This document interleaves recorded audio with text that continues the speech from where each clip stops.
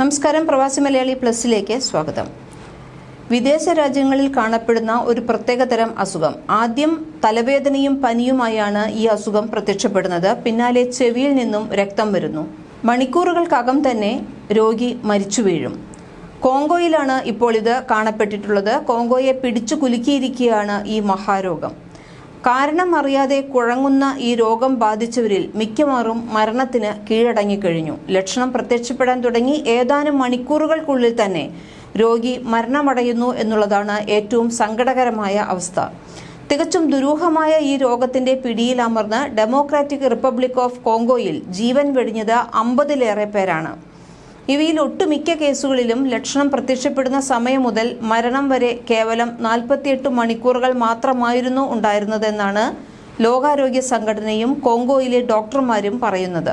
പൊതുജനാരോഗ്യത്തിന് ഭീഷണിയാവുകയാണ് ഈ രോഗമെന്നതാണ് ലോകാരോഗ്യ സംഘടന പറയുന്നത്. ജനുവരി 21-നാണ് ഈ രോഗം പൊട്ടിപ്പുറപ്പെട്ടതെന്ന് ഔദ്യോഗിക വൃത്തങ്ങൾ സ്ഥിരീകരിക്കുന്നുണ്ട്. ഇക്കഴിഞ്ഞ തിങ്കളാഴ്ച വരെ 419 കേസുകളാണ് രേഖപ്പെടുത്തിയിരിക്കുന്നത്. ഇതിൽ 53 പേർ മരണമടഞ്ഞു. ഇതിൽ ഒരു പ്രദേശത്ത് മരണനിരക്ക് അഭൂതമായി കൂടിയിട്ടുമുണ്ട്. ഇവിടെ രോഗം ബാധിച്ചവരിൽ 3-2 പേരും മരണത്തിന് കീഴടങ്ങി. ബൊലോക്കോ പട്ടണത്തിൽ 3 കുട്ടികൾ വവ്വാൽ ഇറച്ചി കഴിച്ചതിനെ തുടർന്നാണ് ഈ രോഗം വന്നത് എന്നാണ് ലോകാരോഗ്യ സംഘടനയുടെ ആഫ്രിക്കൻ ഓഫീസ് പറയുന്നത്. പനി, രക്തസ്രാവം, തലവേദന, സന്ധിവേദന തുടങ്ങിയ ലക്ഷണങ്ങൾ പ്രത്യക്ഷപ്പെട്ട് 48 മണിക്കൂറിനുള്ളിൽ ഈ 3 കുട്ടികളും മരണപ്പെടുകയായിരുന്നു. ഫെബ്രുവരി 16 വരെയുള്ള കണക്കനുസരിച്ച് 431 കേസുകൾ റിപ്പോർട്ട് ചെയ്തിട്ടുണ്ട്. 53 മരണങ്ങളും ഉണ്ടായി എന്നാണ് ലോകാരോഗ്യ സംഘടന ഒരു മെഡിക്കൽ ബുള്ളറ്റിനിൽ പറഞ്ഞത്.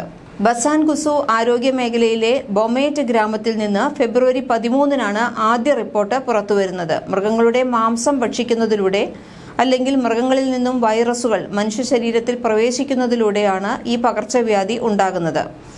ആഫ്രിക്കയിൽ കഴിഞ്ഞ ഒരു പതിറ്റാണ്ടിനിടയിൽ 60% വർദ്ധിച്ചു എന്നാണ് ലോകാരോഗ്യ സംഘടന പറയുന്നത്.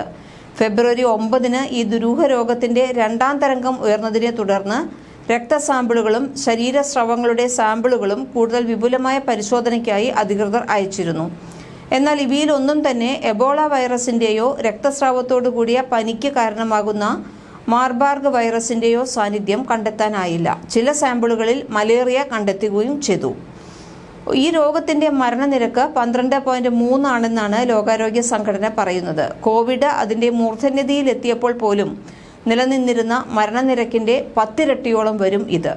ഇക്കഴിഞ്ഞ ഡിസംബറിലായിരുന്നു ഇതുപോലൊരു ദുരൂഹ രോഗം ഡെമോക്രാറ്റിക് റിപ്പബ്ലിക് ഓഫ് കോങ്കോയിൽ ആഞ്ഞടിച്ചതും 143 പേരുടെ മരണത്തിന് ഇടയാക്കിയതും. ഇത് മലേറിയയുടെ ഏറ്റവും ഗുരുതരമായ ഒരു രൂപമാണെന്നാണ് പിന്നീട് കണ്ടെത്തിയത്. ലക്ഷണം പ്രത്യക്ഷപ്പെടാൻ തുടങ്ങി ഏതാനും മണിക്കൂറുകൾക്കുള്ളിൽ തന്നെ രോഗി മരണമടയുന്ന അവസ്ഥ. ഇത് വളരെ ദുരൂഹമാണ് എന്നാണ് പറയുന്നത്.